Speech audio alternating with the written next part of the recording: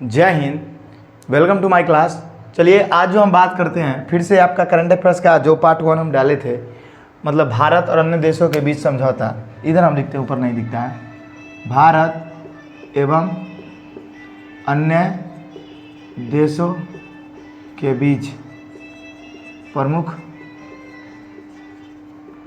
समझौता एवं ज्ञापन, यही चैप्टर था आपका। इससे मैंने आपको आधा करवा दिया था और बाकी आधे बच गए थे, तो उस आधे को हम अच्छे से देख लेते हैं और समझ लेते हैं कि क्या है। और इसको इससे पहले वीडियो अगर देखना है तो वो डाला हुआ है, आप जाके देख सकते हैं। और बजाते से इसका प्लेलिस्ट बना दिया गया। तो चलिए देर न करते हम इसकी शुरुआत करते हैं।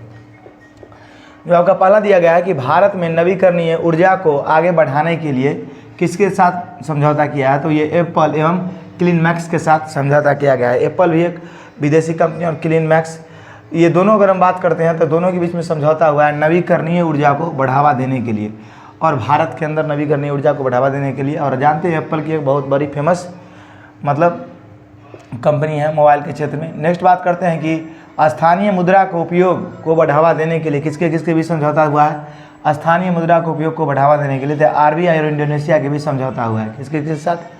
RBI और इंडोनेशिया के बीच यह समझौता हुआ है स्थानीय मुद्रा के उपयोग को बढ़ावा देने के लिए। नेक्स्ट हम बात करें तो आयुर्वेद को बढ़ावा देने के लिए किसके बीच समझौता हुआ है, तो वो ये आयुष मंत्रालय और थाईलैंड के बीच। समझे? तो इसको आप कैसे याद रखिएगा, तो सिंपली आप याद रखिए कि आयुष मंत्रालय भी कहीं ना कहीं आयुर्वेद से संबंधित है। और उसके बाद थाईलैंड के बीच, तो थाई में दर्द हो गया। क्या हो गया? थाई में दर्द। तो थाई में दर्द हो गया तो इसकी वजह से क्या हुआ कि आपको आयुर्वेदिक इलाज कराना पड़ा। तो थाई में दर्द, इसका मतलब आयुर्वेदिक इलाज, तो थाईलैंड और आयुष मंत्रालय के बीच हुआ है। नेक्स्ट हम बात करते हैं, यहाँ पे देखिए स्थानीय मुद्रा और मुद्रा की बात है तो कहीं ना कहीं यहाँ RBI होगा और उसके बाद एक इंडोनेशिया, आपको याद रखिएगा। नेक्स्ट हम बात करते हैं भारत में फिनटेक इकोसिस्टम को मजबूत करने के लिए किसके बीच समझौता हुआ है, तो ये भारत सरकार एवं ADB SBI डेवलपमेंट बैंक के साथ समझौता हुआ है। ये क्या है आपका, भारत में फिनटेक इकोसिस्टम मजबूत करने के लिए ये भारत सरकार और ADB के बीच समझौता हुआ है। डायरेक्ट आप याद रखिए। नेक्स्ट हम बात करते हैं सीमा पार से मुद्रा को लेन देन को सुविधाजनक बनाने के लिए किसके समझौता हुआ है, तो सीमा पार मुद्रा को लेन देन के लिए भारत और नेपाल के बीच समझौता हुआ है। किसके बीच? भारत और नेपाल के बीच। नेक्स्ट हम बात करें आपका कि देश में फुटबॉल को बढ़ावा देने के लिए किसके बीच समझौता हुआ है, तो ये शिक्षा मंत्रालय एवं फीफा के बीच समझौता हुआ है। आप जानते हैं फीफा फुटबॉल का मतलब मेन है, जैसे कि आपका क्रिकेट का ICC है, उसी तरह ये बोर्ड है फीफा बोर्ड, जो कहीं ना कहीं शिक्षा मंत्रालय से ये फुटबॉल को बढ़ावा देने के लिए दोनों के बीच समझौता हुआ है। तो ये काफ़ी इंपॉर्टेंट क्वेश्चन है, इसको ध्यान में रखिएगा। नेक्स्ट बात करते हैं कि स्वास्थ्य और शिक्षा में आर्टिफिशियल इंटेलिजेंस AI का मदद के लिए किसके बीच समझौता हुआ है, तो ये महाराष्ट्र एवं गूगल के बीच समझौता हुआ है। मतलब महाराष्ट्र और सरकार और गूगल ने यह समझौता किया है कि हम मतलब हेल्थ पे और एजुकेशन पे दोनों पे आर्टिफिशियल इंटेलिजेंस से कहीं ना कहीं मदद लेने का काम करेंगे, और इससे हम अच्छे गुणवत्ता का एजुकेशन और हेल्थ पर सुधार करेंगे। तो इसलिए महाराष्ट्र और गूगल के बीच यह समझौता किया गया है, याद रखिए आप। नेक्स्ट हम बात करते हैं कि लिथियम की खोज और खनन के लिए किसके बीच समझौता हुआ है, तो लिथियम की खोज के लिए भारत और अर्जेंटीना के बीच में समझौता हुआ है। समझे? तो इसको देखिए, एक बात समझिए, इस समय ट्रिक देना मुश्किल है। मुश्किल इसलिए है कि सब इतना बड़ा क्वेश्चन है, एक लाइन का आंसर है, तो ये तो आपको याद ही करना पड़ेगा, है कि नहीं। इससे एक फ़ायदा ये है, आप कहते तो सर हम तो याद खुद कर लेते, आपका कहना सही है, लेकिन जब आप वीडियो को देखते हैं तो आपको देखने से बहुत ज़्यादा याद होता है, क्योंकि अगला जो आदमी बोलता है उसको जब आप सुनते हैं तो उससे भी ज़्यादा आपको याद होता है। उस पर ध्यान नहीं भी जाता है तब भी आपको याद रहता है। तो बहुत लोग तो ऐसा देखिए, बहुत हमारा एक दोस्त था, वो कंप्यूटर था, समझे। उसके अंदर लक्षण क्या था, हम क्यूज होता था हम लोगों का। हम लोग एक नियम बनाए थे कि जिसको जो सब्जेक्ट आता है वो पढ़ा भी सकता है, अगर कोई कमज़ोर है तो हम उसमें ना साइंस पढ़ाते थे, मतलब फिजिक्स पढ़ाते थे। तो होता क्या था कि वो कोना में एकदम एना बैठ जाता था, एक हाथ रोक के चौकी पे, पूरा गौर से देखते रहता था। आज जब लास्ट होता था, आप पूछते थे सवाल कि बताइए अब क्या क्या होगा, और पूरा का पूरा आंसर शहीद को जैसे हम बताते तो वैसे वो बक देता था। तो कुछ आदमी का माइंड ऐसा होता है कि सुन के उसको बहुत याद होता है। तो अगर आपको भी सुन के याद होता है तो आप ज़रूर कमेंट में बताइए कि हमको सर सुन के याद होता है।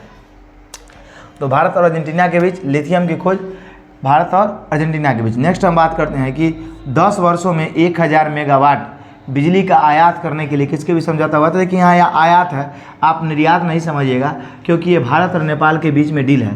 तो आप सोचिएगा कि ज़्यादा तो भारत देता है तो निर्यात होना चाहिए, तो आयात क्यों हो गया? तो ऐसा बात नहीं है। भारत का जो भौगोलिक स्थिति है वहाँ पे देखिएगा तो बहुत सारी नदियाँ हैं, समझे, बहुत तो पहाड़ी क्षेत्र रहता है। पहाड़ी क्षेत्र से जब नदियाँ आती है तो उसके अंदर फोर्स बहुत ज़्यादा होता है, और उस फोर्स को हम लोग कहीं ना कहीं मतलब बिजली में इस्तेमाल कर लेते हैं मोटर लगा के। तो इसलिए जो 10 वर्षों में 10,000 मेगावाट बिजली आयात करने का भारत का लक्ष्य है, ये नेपाल के साथ है। तो नेपाल भारत को देगा, समझ में आ गया। नेक्स्ट हम बात करते हैं कुडनकुलम परमाणु संयंत्र को विस्तार के लिए किसके साथ समझौता किया गया है? तो कुडनकुलम जो है परमाणु संयंत्र, आप जानते हैं कि ये दक्षिण भारत का, ये अब पहले शायद तमिलनाडु में था, अब ये मतलब तमिलनाडु में ही है। कुडनकुलम था क्या तेलंगाना तमिलनाडु में? हमको कन्फ्यूजन है तो आप थोड़ा बताइएगा हमको, लेकिन ये तमिलनाडु में हमारे हिसाब से। तो अगर कुडनकुलम परमाणु संयंत्र की बात करते हैं तो इसको भारत और रूस मिल के क्या करेगा, इसको और ज़्यादा विस्तार रूप से बनाएगा और कहीं ना कहीं ज़्यादा से ज़्यादा इससे हम ऊर्जा बिजली प्राप्त कर सके, इसके लिए इसको तैयार किया जाएगा। नेक्स्ट हम बात करें 2030 तक भारतीय रेलवे को शुद्ध शून्य कार्बन उत्सर्जन के लिए किसके किस समझौता हुआ है? मतलब 2030 तक भारत शुद्ध शून्य कार्बन उत्सर्जन करेगा, लेकिन ऐसा तो असंभव लगता है। ये किसके किस हुआ है? भारत और USAID के बीच। ये कोई कंपनी होगा, इसका फुल फॉर्म हम नहीं जानते हैं, सर्च करते तो बता देते, लेकिन हम नहीं जानते तो बता दिए। भारत और USAID के बीच, आप याद रखिएगा, भारत और USAID के बीच।